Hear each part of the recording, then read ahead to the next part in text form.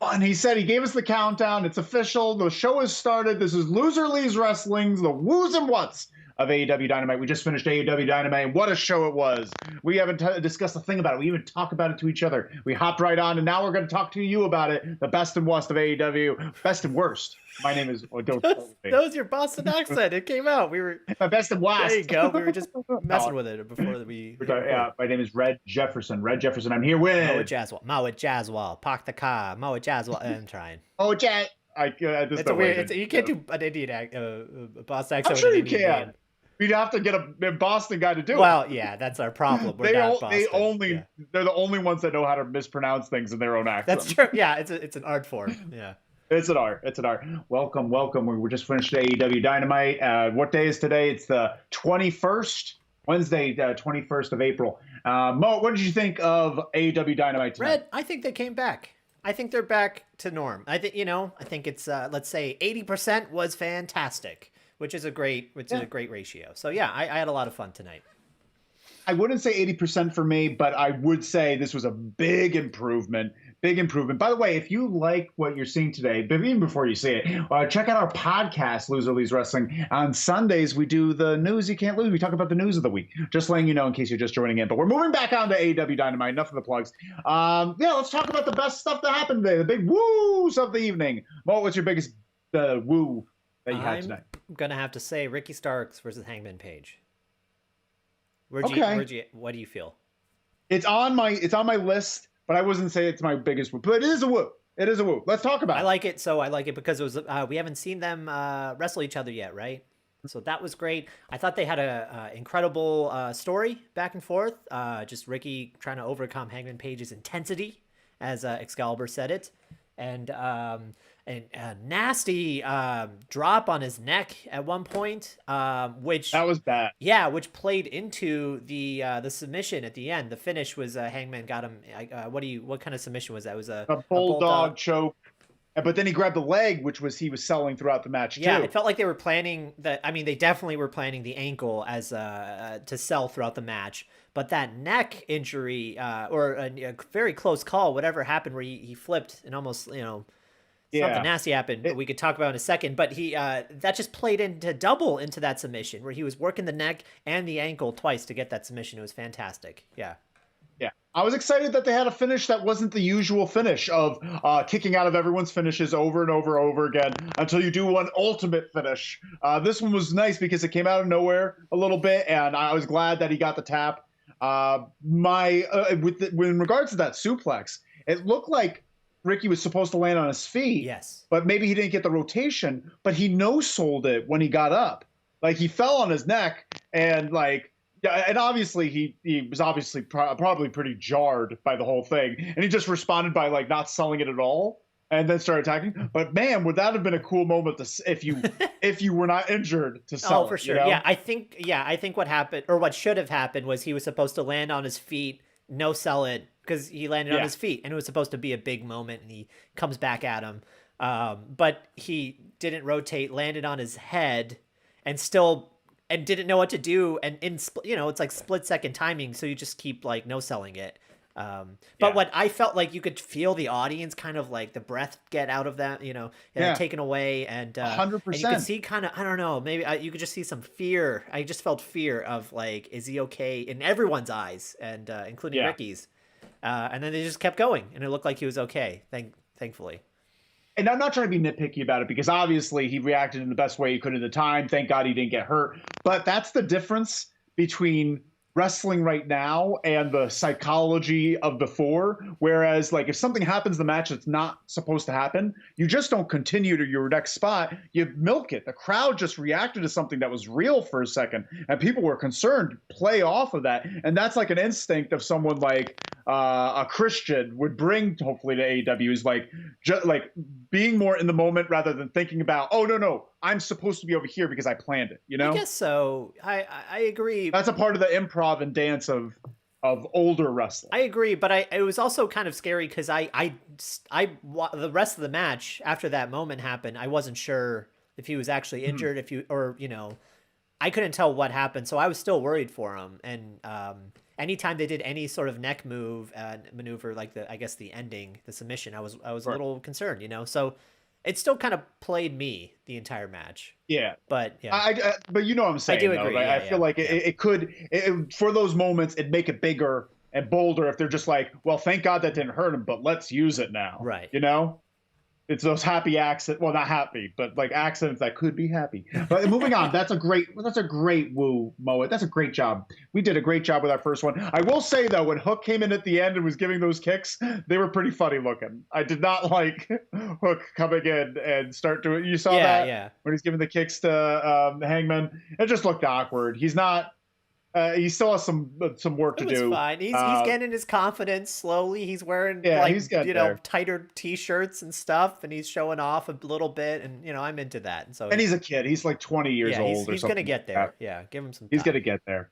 I'm being nitpicky. Let's moving on. What other big woos we have? Want to hear what my biggest woo of the evening was? Hakurashita versus Tai Kante. Amazing match. Great match. A women's match. They built up nicely. They had a good video package before. Hard hitting, hard fought. Hakurashita got the win at the end. And out comes, either to make it just even perfect, out comes Britt Baker. What are your thoughts on the match before we get to talk about Britt? Oh, I mean, it was incredible. Yeah, there's at least, I want to say 3 matches that I could have easily put at the top 1. As my best pick of the night. So this was one of them for sure. Yeah. How do you feel? So my favorite part was the Britt Baker thing.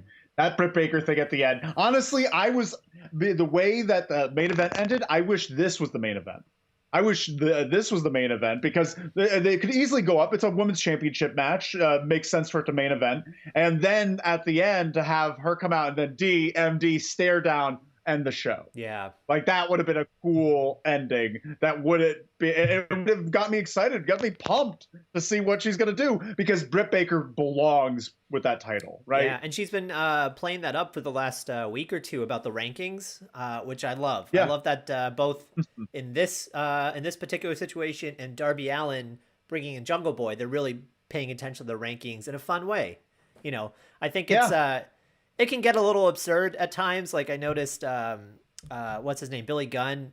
He walked out to the ring and it said in his info, he's undefeated in the past 17 matches or something because he's just on Dark or something or whatever. And he's having those 6-man tags with his sons. Yeah. So it can be a little wonky, but in moments like how Britt Baker used it, it was fantastic. Yeah.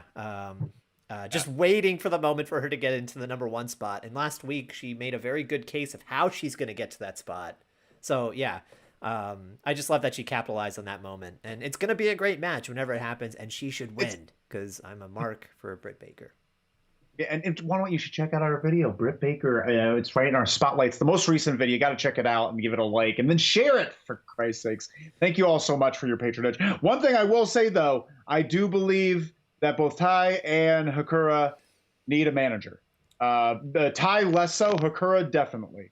She's not comfortable enough on the mic. She has a lot to offer because I actually this matches like this really remind me of why she's the champion and why she's so important. But I just would love for her to be a part of a stable. Why aren't there more women in these stables? Why aren't there more women in these stables? Like right now, there's a few spattered around. But I would love for Ty to be a part of the Dark Order. I think that would make sense. I feel she's kind of in it. She's kind of in the Dark Order. I just want someone to talk for her until she's more comfortable. I like her style right now. Like I'm enjoying what she's doing, but she's not comfortable yet. I don't think. Not in the way that I would want her to be. Or maybe that's just because she needs more practice. Do you mean on the mic or what? On the mic. Yeah. On the mic. Yeah. Only on the mic. She's amazing. That's why I'm saying she's amazing.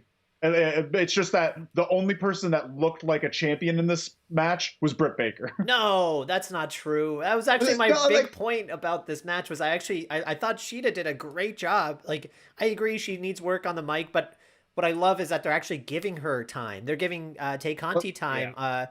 And they're doing it in these video packages, similar to Jade Cargill.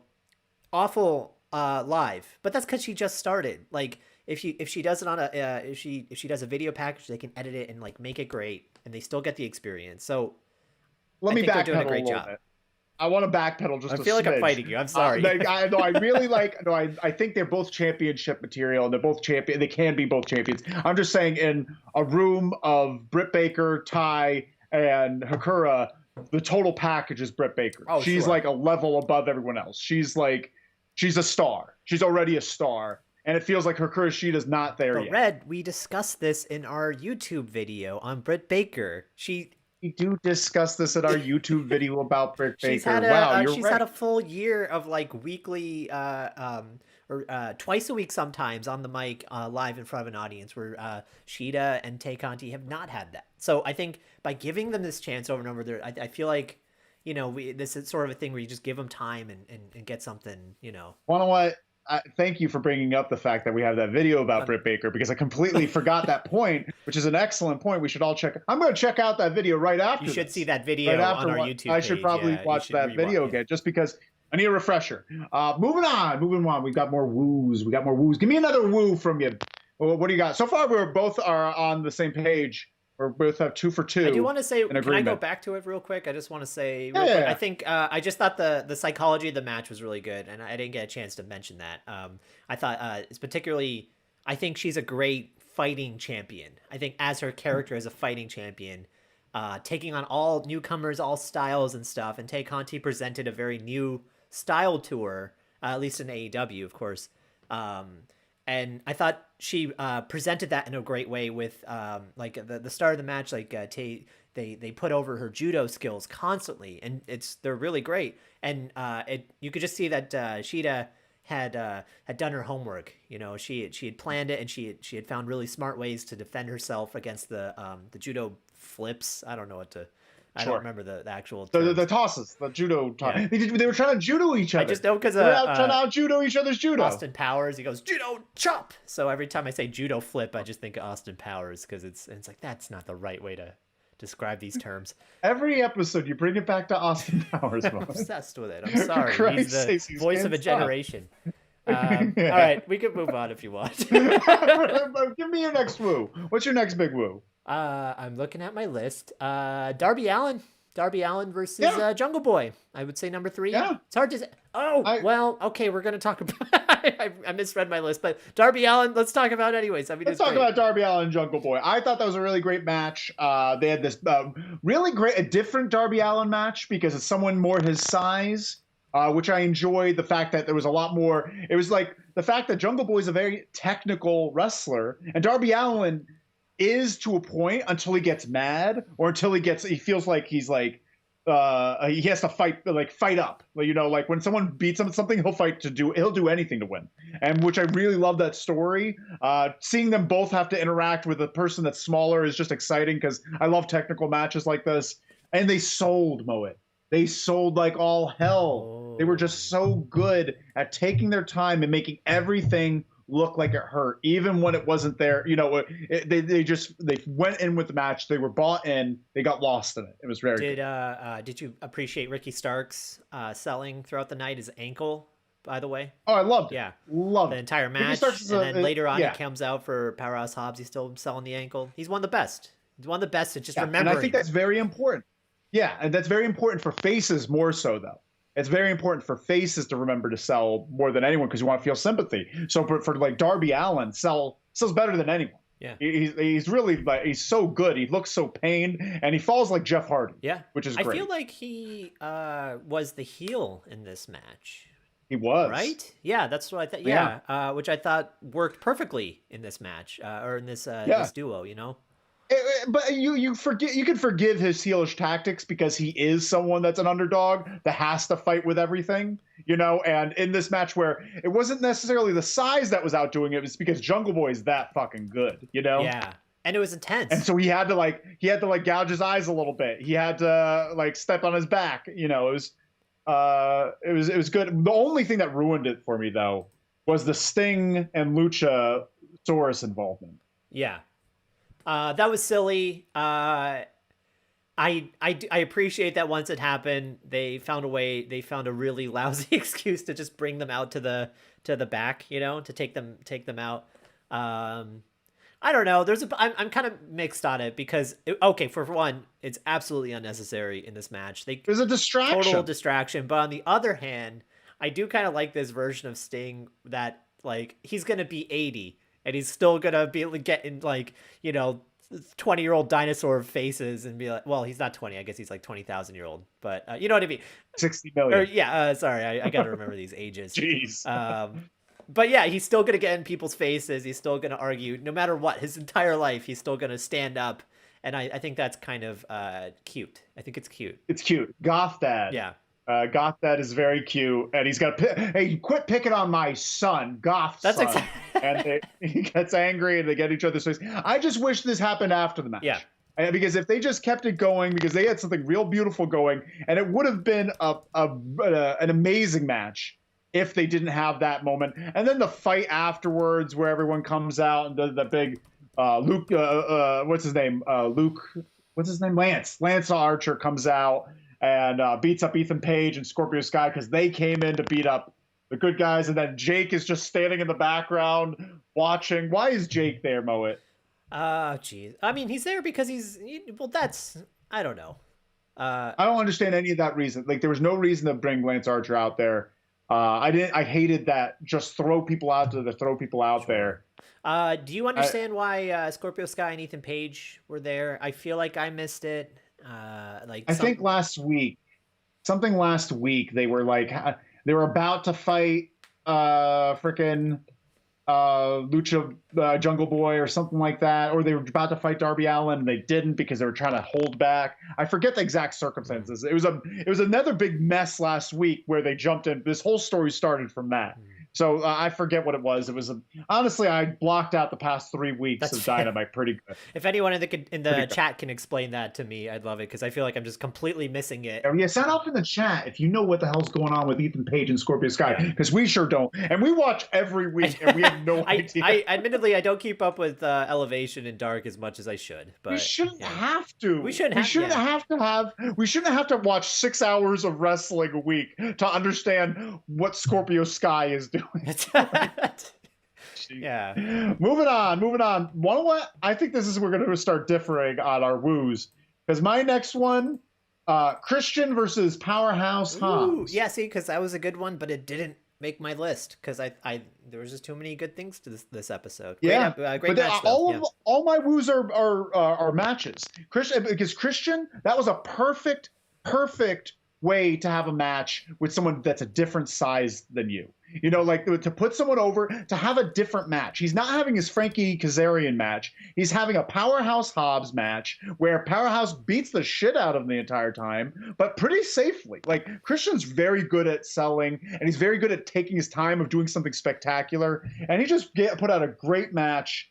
It's just great. And I'm very excited for when the stare down with Starks and Christian. Yeah, that'll be great. And what that means. Wait, what is it? What do you mean? What is it? I think Christian and Starks. Of course, yeah. Starks is unhappy with the Team Taz, and I think Brian Cage is unhappy at Team Taz, and I think they're both going to jump ship and be a part of Christian's stable of workhorses. Whoa! No, I did not connect those dots at all. That's what happened. Christian and Brian Cage with Ricky Starks, their lovable friend, because they're cousins. Sure. Yeah, I'm really enjoying Christian Cage right now. I didn't. It took me, I guess, a couple weeks to really get into this new role of his. This isn't a perfect analogy, but I see it as Logan, like the Wolverine movie. Like, they're not similar at all, but just the idea of the old guy that used to be incredible, that used to be top dog, now has to kind of prove himself again. And it's the old gunslinger. Yeah, I guess not Logan, just that trope of the old gunslinger. Thank you. Yeah, 100%. And honestly, it's my favorite recurring gimmick. I think, it happens every 5 years with someone. The earliest examples are Undertaker, Mick Foley, Edge. Now, did Foley have one? Or probably Mick Foley when he came back against Orton. What's that? Orton. Oh, when he came back in 2004. When he came back and they're he's got spit in the face and he's just I don't have it in me anymore. But what Cactus Jack does, and he comes out as Cactus Jack for one last to show what he's got. Yeah, you're right. Yeah. Christian. That was my They built him up so much, so I don't know what I expected. I guess I expected AEW style shenanigans, flipping around, doing crazy stuff, but that's obviously not his style. And I love that he's playing to his strengths right now, which is selling and like in-ring storytelling and psychology and stuff, and it's working out. Yeah, he made Powerhouse Hobbs look better than he's ever looked. And this is Powerhouse Hobbs' best match he's had since coming here. And he's looked great. Like, he looks like a star because Christian just put him through the paces. It was great. Really great job. Really great job. Sound off in the comments if you really think that Christian did a great job. We really love your love and the support. Thank you all so much. Mo, what's your next big woo? What's the next big woo? Oh, my God. That MJF promo, man. It was too good. It was great. It was too good. Yeah. It was great. I don't even know what to say about it. I just have to comment on it that I was blown away by it. There's nothing. I'm not even sure what to say. Wardlow had a brief moment where he gave he gave MJF gave him space to talk, and I'm glad Wardlow talked because it only showed me how much better MJF is than everybody else on the roster right now. Yeah, I don't know. What do you have any thoughts on it? I just had to point it out. I wrote it in my what's. Chica Marks, scarf upgrade. Scarf upgrade. Yeah. About the scarf silk upgrade. Now, yeah. MJF now is a silk scarf because Tully thought it was a great idea. Thank you, Chica Marks. Thank you so much. But that being said, I had this on my what's initially. What do you? As soon as it started, because JR was awkward, the whole situation was awkward in there, and Wardlow was talking, and then I just crossed it out because MJF just ran away with the ball. Like, just everything. If he's just given the opportunity to say, for them to be like, okay, you're going to have the last 5 minutes every time. It's when he's trying to pass it off, he's not very good at being a quarterback. He can't really pass it off to people and for them to hold it because he's that good. But he knows how to finish a promo. He knows how to finish a segment perfectly. It's perfect. Yeah, he's perfect at it. I feel like AEW sort of struggles with the with building these big feuds. Like Blood and Guts should be a major deal, right? And I think they're struggling to get to that point. But that promo with MJF, I think, got them there. I think, or they're on the path to make you feel like it should be like like the name implies, like a blood feud. Like it should be life or death. And I think he's finding a way to get us to feel that. Yeah. You're right though. It is going too fast. But let's see. Do you have any more woos? I got one more woo. What's yours? Maybe it's the same. You're not gonna agree. Okay, it's QT Marshall versus Billy Gunn. Jesus, Red, what are you doing? Red. Well, hold on. What is happening? Let me try for a second. Let me just try. So, Chica Marks, tell me what you thought about QT Marshall. I need some backup here. I'm not. Come on, this is insane. But hold on. This is listen, okay. All right. Listen. Let me explain. It was I was glued to the TV. I had to watch every single part because I was just like, as Billy Gunn was coming out, I'm just like, oh, it's a Billy Gunn match. What do I like Billy Gunn matches because they're never more than 5 minutes long.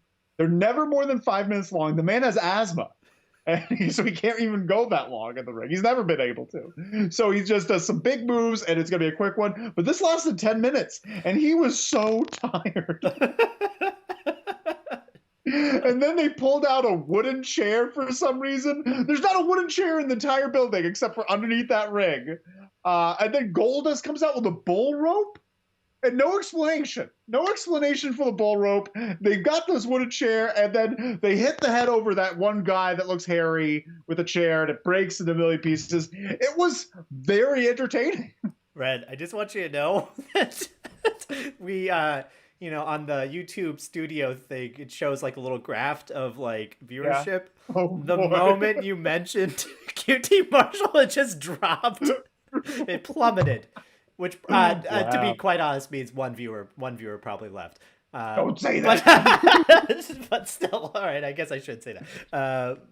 Yeah. Okay. So you liked it for the vaudeville kind of silly. I kind of liked it because it was just because the thing is like QT Marshall. He's good. He's very good. It's just he's still figuring out his heel thing. I don't like him at all as a face. And as a heel, he's still figuring out, but he's obviously talented. He obviously knows what he's doing.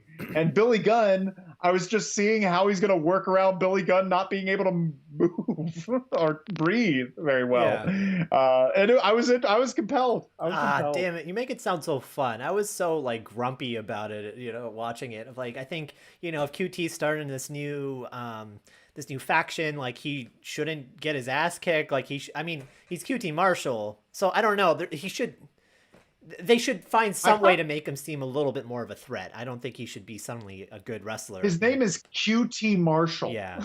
Cutie Marshall. Cutie. Yeah. Like, there's no. The thing is, he's going to get beaten up, and I kind of like the idea of him being a great coach, but never been a good player. Yeah. And he tries hard to be a player, but he's a better coach than he's a player, and there's a lot of coaches that are like that. Mm-hmm. I do. I gotta. Yeah. I wasn't a fan of the match, but I do have to say the whole thing at the end with Nick Camarado, I think is how you say it. Nick Camarado getting hit in the head with the fucking thing? Yeah, Nick Camarado. That spot with Nick Camarado getting hit in the head with the fucking thing was fucking fantastic. I thought he looks insane. He's got the scraggly beard and the scraggly hair and the scraggly eyes, great. And he looks. Yeah, it was great. Potentially dangerous, like just getting hit in the head. I don't know. It's a wooden chair. It was a gimmick. It was a gimmick chair. There's no way in the world. There's no way that the only chair in the building, the only wooden chair in the building that's under the ring is not gimmick. I don't believe it. I don't believe it. I'm too gullible for these things. Okay, give me why some slack. Is there a one wooden chair? Why couldn't? Okay. I'm like, that's got to be real wood. Why else would it be there? No, it's you're right. Yeah, but still, it looked great. It looked great. Yeah, so that was. Honestly, I think they should do that for all their chair shots from now on. He's used the wooden one for the explosion, just like with the guitar. You know? We got some Camarado fans here. Bless you. Sound off if you love Nick Camarado. Loves the hairy guy. Yeah, the hairy guy that looks like he's got a very stumpy head. He looks like a Masters of the Universe action figure. What? You ever watch the Key-Man and the Masters of the Universe? But isn't he like got? I don't. No, I'm saying he looks like an action figure. You ever see the line of action figures that have really short arms and they just like very their necks are right to their head? Yes, I have seen that. Yeah. Now I understand. Sorry, I should have. I'm not saying he looks like Prince Valiant. That's what I was trying to say. Like he doesn't he? He definitely does have a beard. He doesn't have the Prince Valiant haircut. But okay, I forget what his name is. It's not Valiant. You're saying he looks like a little action figure because he's. Yeah, he looks like a little action figure because he's so jacked and no neck. And he's all like veiny hair. Yes, a little hairy action figure. Very veiny and hairy. But do you have any more woos, Mo? I think that's it, man. Yeah. Wow, we're done with all the great stuff, all the good stuff. Now it's on to that bullshit. We're talking about the what's of the evening, the things that we didn't like. I've got a few. Nothing too. Well, actually, there's some I don't like. But let's start off, Mo. What's your big what of the evening?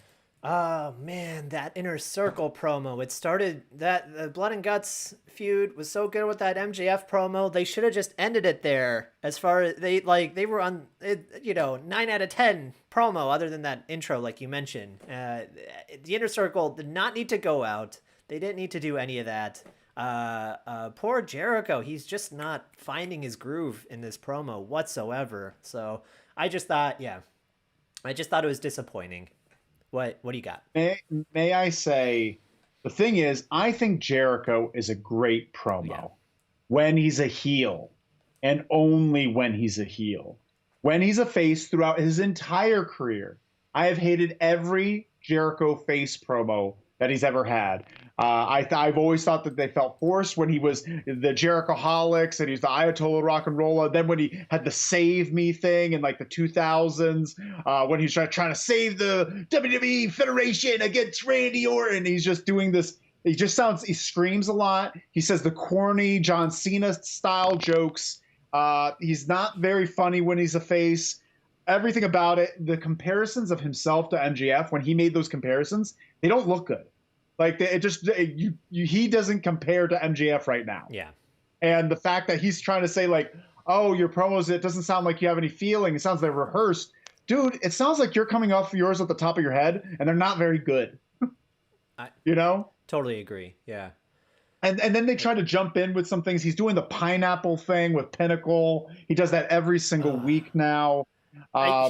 Jake Jake sounds dumb. Yeah. What were you saying? We got some people definitely hate Jake Hager's thing. Jake Hager's bit was terrible, and Jericho's song. Nobody likes the Oh, song. Yeah, I did not like the song. the damn song. It got pretty sad. It got pretty sad to a point. Smiz is on fire right now. He's supposed to be building to a massive blood match, and Jericho's singing and Hager's handing out straws. That's what he was handing out. Thank you. I actually had no idea what he was throwing at the camera. What was with the straws? He's trying to say you're gonna have to suck your meat out of a straw, and he said that, and I'm not sure if that was him trying to make a joke or he's trying to be intimidating, and it sounded like a joke. But either way, it was lame. No matter what way you split it, it was very lame. Santana is the only one that had something that sounded like he was trying to promote a match. Yeah. You know, it sounded like, even though it didn't fit at all. It didn't fit in there at all. Yeah. They handed the mic and he has this completely different promo. And the Jericho's like, yeah, back to my song. Oh, God, the song. Yeah. I gotta say, just the pineapple thing where, pineapple, Pinnacle, and then my jerk off friend, terrible. Both are terrible. Jericho is usually so good at coming up with catchphrases. He's come up with 1,000 catchphrases in his career.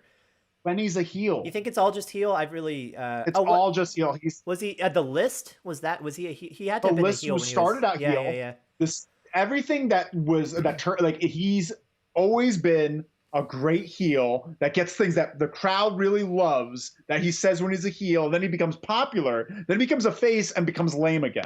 And this has gone through his entire career of never being able to sustain being a face because he's so much better as a heel. Yeah.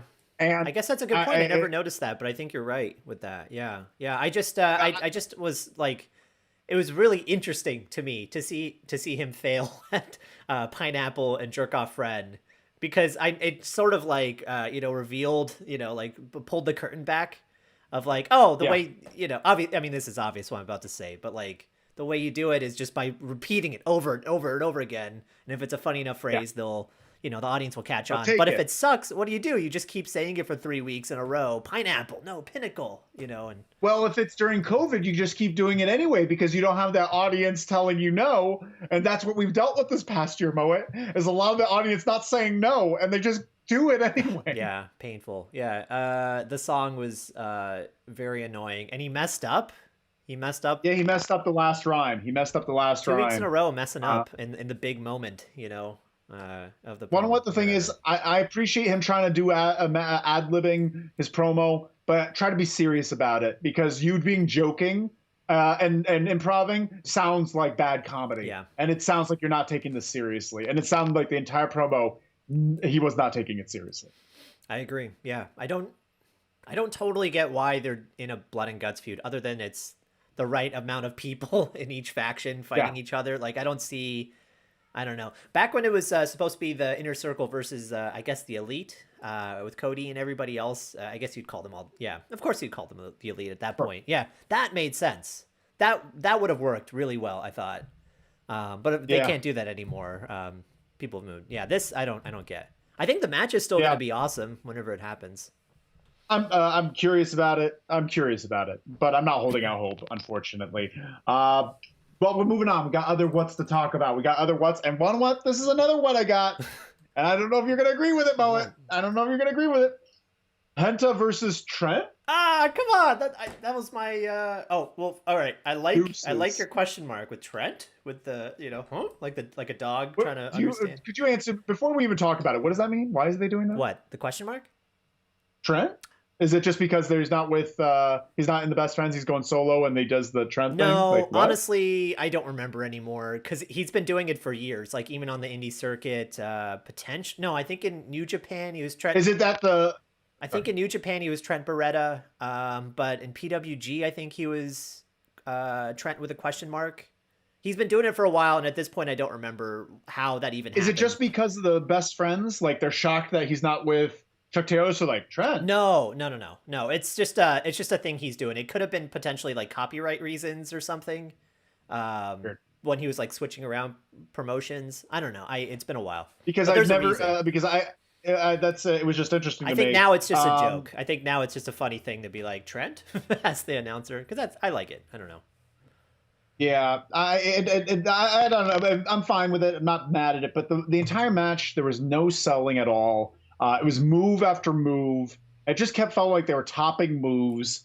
And then the interference at the end with Alex Marvez saying like, "Hey, wait, hold on! Before you do a single thing, he told me before that your mom sucks dick or something." What did he say? Your mom sucks. He said no something dick. along. Just Sucks. sucks. Oh yeah, just he did sucks. say that. Yeah. He did say that. Yeah, but he said that Trent gets mad, and then Penta wins handily with a package pile driver. So you like this match? Yeah, I actually like Alex Marvez now. I get him now. Is it Alex Marvez? Yeah. Wait, what'd you say? Did I not? I don't know his last name. I thought Alex Marvez was the interview in the back. Same guy. That's not the same guy. It's totally the same guy. I'll make a bet with you it's not the same guy. I will take that bet. That guy, yeah, his name is Alex something else. No, there's two Alexes. I'm pretty sure. I think you're thinking of a different Alex. The Alex Marvez, that guy. Whoever the interviewer is in the back, the interviewer that goes up to the guys, he's older. He's like 20 years old. Yeah, but this Alex, this guy, I can't believe we're doing this. This Alex was an announcer named Alex in the back. Yeah, I'm sure his name is Alex. There's two Alexes, right? There's two Alexes. There's the Penta interpreter, yes, Alex. But he's also, okay. But his name is not Marvez. I'm just assuming someone's gonna help us out in the chat. We're gonna have to hold on. Smith said either way. Okay, no, he didn't. Smiz didn't help us. They said I hate Alex. He's just so weird. He's just so weird. That might be the point. I think what they're trying to say is to get us back on track here. I think we're going. Yeah, off thank the you, rails. thank you so much, Smith. We really appreciate it. No, he says I'm pretty sure it's the same guy. I'm pretty sure it's the same. We're going to have to do some research. We're all going to do some research. And we're going to get back next week on Loser Leaves Wrestling, the Who's and What's, and we're going to talk about this. Let me try to explain why I like Alex now. I did not like him either. I thought he was a bit annoying the way they were, because he was supposed to be a neutral figure, and then all of a sudden he's with Penta. I think, honestly, because he speaks Spanish, and then he just got to his head. And then that's when it clicked for me. Like, if I was in that position, I would 100% act like Alex Marvez. If I'm with the coolest guy in the company and I could, speak his language, and he chooses me to be his interpreter, yeah, I'm going to walk around and be like, Penta says, blah, blah, blah. Cool. And like, I'm going to like really milk it for all it's worth because I got the coolest guy. Don't get me wrong. I like his character. I like Alex in this role. I just didn't like the interference. I didn't like him getting on the mic and being like, "Your mom sucks." I just want to. Maybe I was just looking for something else. I don't know what I'm looking for. I just didn't like the match. The interference was unnecessary, just like Sting, but it's within character because a dorky guy that becomes Penta's best friend will see Penta in trouble and be like, quick thinking, your mom sucks. and then Well, actually, that's a fair point. I did not like the match, and it's still on my what's, but I don't mind the interference as much. No, I think I might be wrong. They say they're different. Alex Marvez is the backstage guy. This Alex is different. Penta's Alex is Alex Abra Kante. Oh man, I messed up. I messed up really badly because like the guy in the back is like 20 years older, 30 years older. He's a different. So I'm just thankful that you were gaslighting me. I feel so embarrassed right now. I don't know why. Started to doubt a lot about myself. I was just like, boy, Red, you got to pick up the pace. Thank God, Red is not losing his mind. Moving on, I got one more what of the evening. Do you have another what? This is actually my biggest because I'm yeah. And this is the biggest what of the evening to me. Honestly, this is the one that encapsulates all of what's wrong with AEW. I think this was a live segment. The Elite were in their trailer. It was Young Bucks and Good Brothers and Kenny Omega and Don Callis, and they're being interviewed. And then there's this honking going. First thing, they're just being lame and being dumb and rambling and talking over each other. It just sounded like a lot of noise. And then there's honking going on outside. And it didn't seem like the Elite, the camera people, anyone knew what to do. I'm guessing it was live, and they're honking. They're supposed to, I guess, open the window, but they can't get the window to work, so they're just staring at a wall, waiting for someone to open the window. And then they just cut to the outside where Eddie Kingston and John Moxley are in a truck, and they decide to ram into the trailer. But guess what? There's nothing in the trailer. Where'd they go? No one knows. There was no questions answered. Not even the questions answered. There was no sense to anything that happened in that segment. Do you have any thoughts as to what happened there? Oh yeah, for sure. This was on my list too. The last thing on my list, actually. I actually liked the beginning, the Elite promo aspect of it until the weirdness happened. Just because, like, other than the Young Bucks being there, I'm starting to get used to the fact that they're just gonna ignore the last year of storytelling with the Young Bucks. They're just gonna do this thing. I'm starting to accept it. And through accepting it, I like this version of the Young Bucks, and I like seeing the Elite or the original Bullet Club back again. I like this. I like their cockiness. So it was just kind of fun to just see their personalities kind of like bouncing off of each other. Like, honestly, it was like a moment where I was just happy watching them like interact with one another. I'm just happy they're I know happy. It's so. I just want them to be happy. So They work so hard. Yeah, I noticed that as I was saying it. That's kind of embarrassing. But but then when they started honking, I found it very interesting because it was all just from like an editing standpoint and a sound standpoint as well, like a sound design. I'm getting really filmmaking. Oh, let's get filmmaking. Yeah, that's a silly word. Let's get filmmaking. I think it would have worked if they just didn't. Maybe, I don't know. Like the fact that you could hear them honking in the shot with the Elite made it connect with something happening outside and made it seem like, oh, there's a car outside this thing right now. So the last thing you see of them is looking out the window, and then it cuts to to Moxley and Kingston about to ram them. There's no way that they would. I mean, I guess they could escape, but the way they were acting so aloof, they didn't give us enough clues to show that that they would have understood to run away. So it's just a cop out. It's a frustrating cop out. If they said something, if it was just really like, if they were like, oh no, or something, and they make a little scattered if motion. I wasn't so sure, if I wasn't so sure that it was pre-taped, if I wasn't so sure, I would have thought they did it live and there were several miscues with production. Because they like you said, they didn't show any connector really that they were in there and something was out there besides the honking. The honking was the only indicator that they were next to each other. And then when the thing rammed, I don't need a lot. I don't need a lot to fall under the spell of wrestling, like have them come out dizzy or something like that, or have them, you see them running away out the other, like the door or something across the building or something like that. Anything. This was the worst produced segment I think I've ever seen in AEW. No, there was so much good in it. Where was the good? Like, I guess like their interaction. Okay, well, let's scratch that. Their interaction, I didn't like it very much, but I could see how you do because you want your heroes happy. You want them giggling and smiling, tickling each other. I get it. It can sound like they're My Little Ponies or something. Like I can handle them in trouble. They're treasures. Right? They're your treasures. Yeah. They're your preciouses.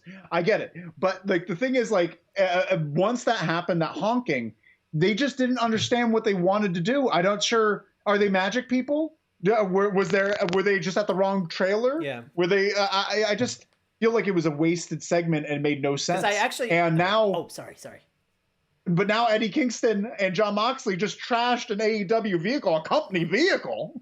They got nothing out of it. Like there's no payoff at all. That is actually funny since you mentioned that, because I remember at the start of AEW, maybe it was last summer, I don't remember but like at some point the Young Bucks started super kicking the announcers, and they'd be like, oh, that's $1,000 fine. It's $1,000 fine. Like they just destroyed a truck, and nothing's going to come from it. Nothing's going to come up. As it should, honestly, because it's kind of a dumb story trope. But yeah, no, I liked the fact that you could hear the honking in the promo initially, because it added this like fun suspense. You knew it was like building and stuff. Yeah.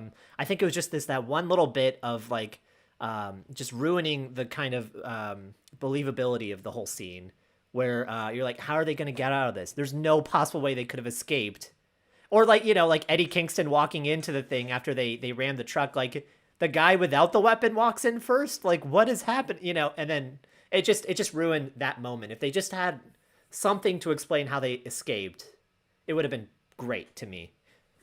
I feel like I guess maybe I saw it with different eyes. Maybe I have to watch it again. It felt like a completely different thing than you're describing. Yeah, It felt like a bunch of people yelling at each other and then honking that went on way too long. It was honking forever. And Kenny Maker's like, "Will someone check? Could you open up the window? Can someone open up the window?" And then they're just standing there. Everyone's just standing, looking at the window, this black screen, waiting for something to happen, like almost like waiting for a cut.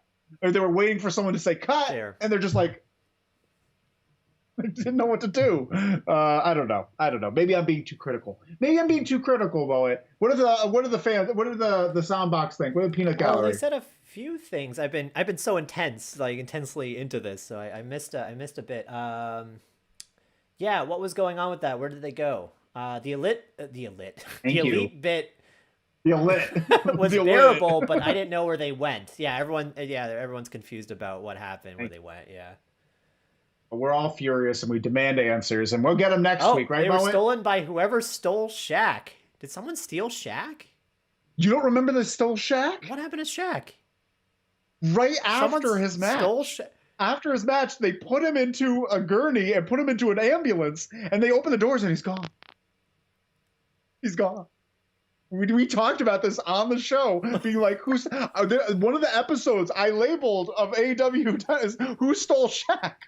Clearly, I don't pay attention to anything. Shaq's been stolen, and we haven't seen him since. Where did Shaq go? What happened? That makes a lot of sense. This is that makes a lot of sense. Thank you so much, listeners, and thank you so much for listening to this. Please follow us on the podcast. Listen to our podcast. We have the news every Sunday where we cover the week's news and we talk. We go into the mailbag, Moet's mailbag, where we answer your questions. Send us some mail. Send us some questions. We got a loserleavespod@gmail.com for all your questions. Moet's hungry for them. It's so fun. I have so much fun doing it. Please let me have fun. Make him have fun. Make him have as much fun as the elite were having in that trailer, giggling and laughing and throwing pillows at each other. I just want to be in the elite. Let me pretend I'm in the elite by reading your emails and answering them. Send him questions as if he is in the elite. That's a good idea. That'd be a fun episode. Thank you all so much for listening. So check out our podcast. Check out the Instagram, Loser Leaves Wrestling. But that's all that we got for tonight. My name is Red Jefferson. I'm here with Moet Jaswal. Moet, if you were a fixture in a kitchen, what kitchen appliance would you be? There's a baker's knife that I use all the time. It's the most useful thing. I just want to be a thing that's useful in specific situations, but is left alone in 90% of life. Moet the knife, Jaswal. Yes, Moet the knife, Jaswal. Bye, everyone. Have a great night. You're a great knife. Yes, I have a great knife. Thank you. Have a great knife. Have a great night. That was cute. Knives Out, right? Knives Out. Great movie. Knives Chow. You seen that? Great Knives movie. Chow. Excellent movie. Problematic movie, but still great. I was just talking to someone about Scott Pilgrim and how he's just a terrible person. Yeah, I know. He's an absolute. I know, but the movie's still great. I don't know, people. It's a great movie, and it's the best adaptation from a graphic novel to a movie.